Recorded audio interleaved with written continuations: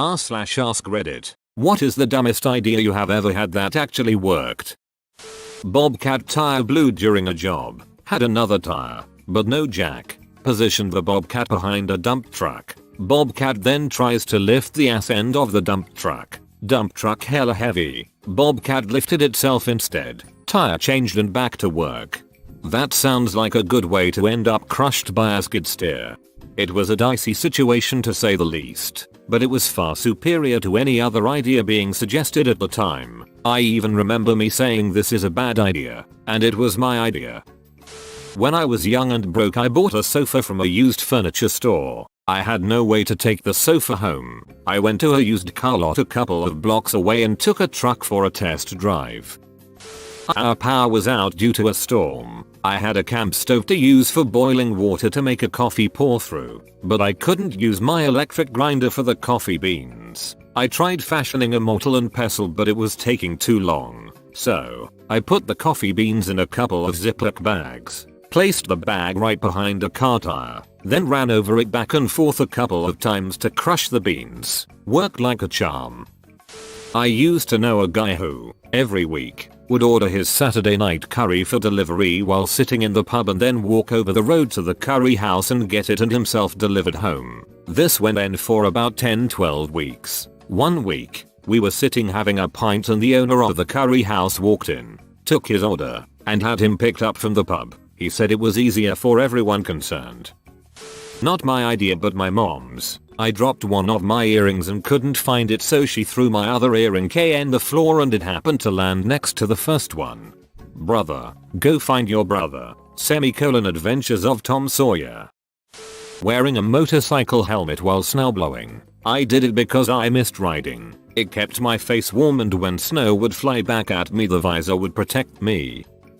Was really desperate to leave past employer after 15 years. Had been applying and interviewing and striking out. Finally got an interview at a place where, at the time, I felt, man, I am not really sure this is right for me, but anything is better than where I am at. Instead of prepping for the interview, rehearsing answers, etc., I pulled an office space. I was cocky, brash, unconcerned. Made it seem like I was happy where I was at and didn't really care if I got the job or not. They called me back the next week and I waited a week to return their call. Same deal with the second interview. When they offered me the job, I hemmed and hawed, said I needed to think about it really hard, and that it was a big move for me, etc., etc. I came back and demanded well over $15,000 above what they were offering in salary. They accepted. I used a soap bottle as a makeshift sink plunger. And this worked. I'm impressed. Got a really long drill bit stuck in a piece of thick wood, butcher's block. I tried everything I could think of to yank it out. My solution that ended up working for me was attaching the drill bit to a chain, put the chain on my truck, and have a piece of wood kind of stuck between two branches of a tree. I drove off slowly and it popped right out. Edit. To the many wondering on how I hooked up the bit to the chain. The drill bit was a long spade drill bit. The end sticking out of the block was long enough that I could bend into a little hook. Attached the chain to the hook. Bent the hook in a little further. And tada, it was now another link in the chain. When I was younger I got called into HR because I drew a very detailed picture of a penis. It was really good. The HR meeting happened like a week after I drew it and my only defense was I don't recall doing that. Do you happen to have the picture? It might jog my memory. They didn't have it of course because I had it. And because I didn't confess they couldn't do shit. Investigation results inconclusive. Have a nice day. I once faked being sick when I was in middle school and told my mom I had a sore throat and felt a cold coming on. She took me to the doctor and it turned out that I did, in fact, have strep throat lol. Task failed successfully. Maybe the doctor was being a total bro.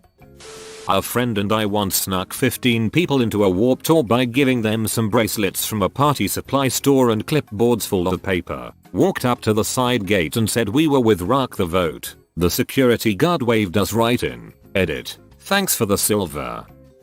I forgot to bring a resume to a job interview, but I had an index card in my bag. I cut the index card in half and wrote my name, my contact info, and creative problem solver in my best handwriting. and gave a copy of my business card to both the interviewers. I got the job.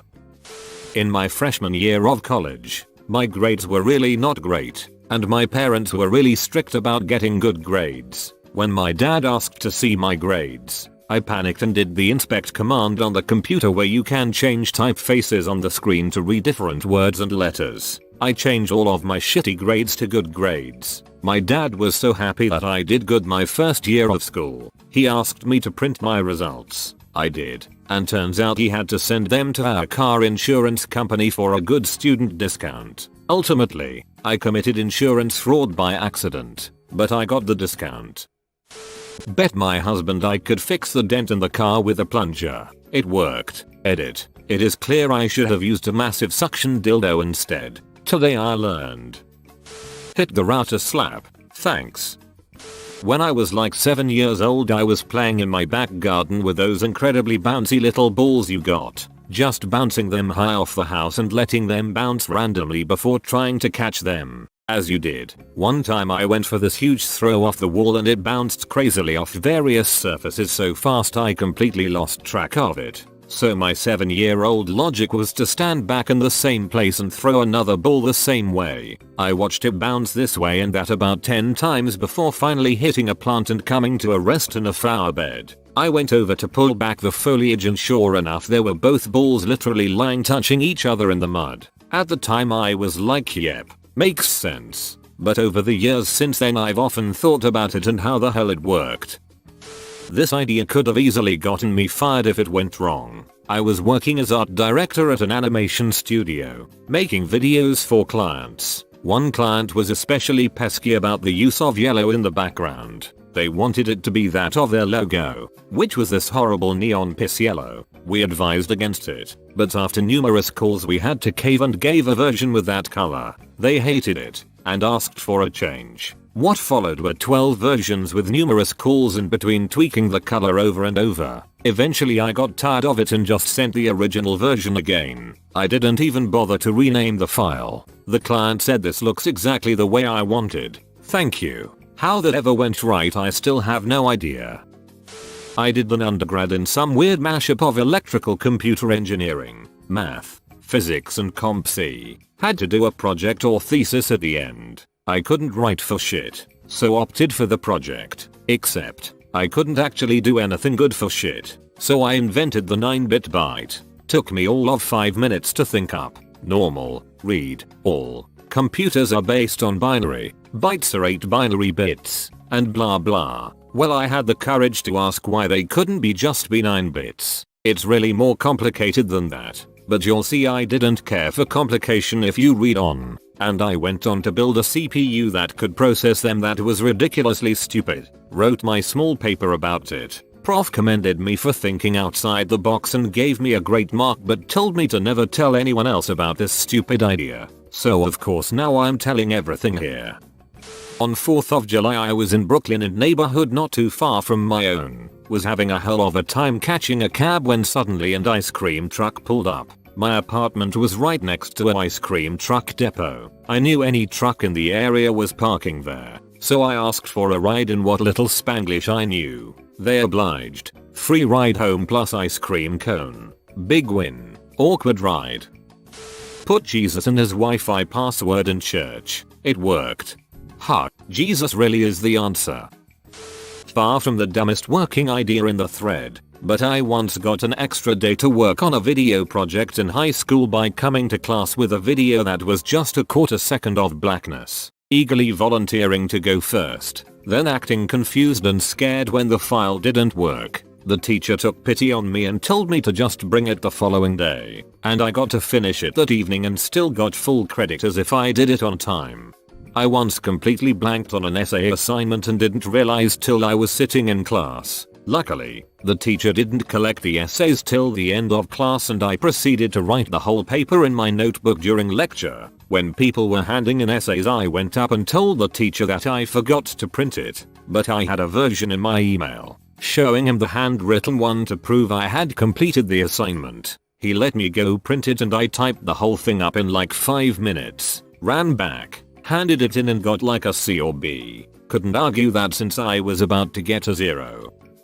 I'm stuck on a cliff, but if I jump at a really sharp angle at that gravel field, I could just slide down there and be fine. Just like in TV. Every time I think about this I am amazed I'm not either flattened by a rock or impact against something. Childhood really is just the tutorial level sometimes. Using a sewing needle to remove a bit of dirt that was making one of my records skip. Bear in mind my hands are shaky as hell, so it was certainly very tense and there was a danger of ducking up the whole thing. Edit. Thanks to everyone who gave advice on how to clean records less dangerously. Back in high school, I stopped by one of my teacher's rooms after class to ask him some questions about our homework. When I walked in, I noticed he was grading some of our tests. Of note, all of his tests were made up of multiple choice, true, false, or matching, and all of the answers were bubbled in. What I noticed was that instead of using an answer key to grade, he was just placing a stencil over the paper with the correct bubble punched out. The stencil wasn't transparent, so all it showed was whether we bubbled in the right answer or not. Flash forward to our next test, and I'm stuck on a TF question. Knowing how he graded, I figured I'd bubble in both T and F, and if he caught it, it would be easy enough to claim it was an accident. Well, he didn't catch it, and I used that trick the rest of the year for a little extra boost on all of his tests. We had a noisy rotating rooster weather vane, loud enough to keep people awake on windy nights, despite having been lubed, so I filled the hole the rooster rotates in with Crisco, even though people said it was a dumb idea and wouldn't work. Never had to lube it again because the Crisco didn't break down like other lubes. I hated my math teacher and she was making us do a project on patterns even though we were in 7th grade. So my pattern was a series of increasingly longer sideways penises. She didn't even notice and I got an A. In college I was taking a class that required me to purchase an online textbook and workbook that was registered under your name, basically ensuring that each student would have to buy a new online copy each semester instead of buying used textbooks. I had a friend who took this class a semester before me, so we came up with the idea to message customer service and explain that I had recently gotten married, so my last name had changed, and I legally changed my first name from my friend's first name to my first name, and I would need them to change it in their system. It totally worked and the rep even congratulated me on my marriage.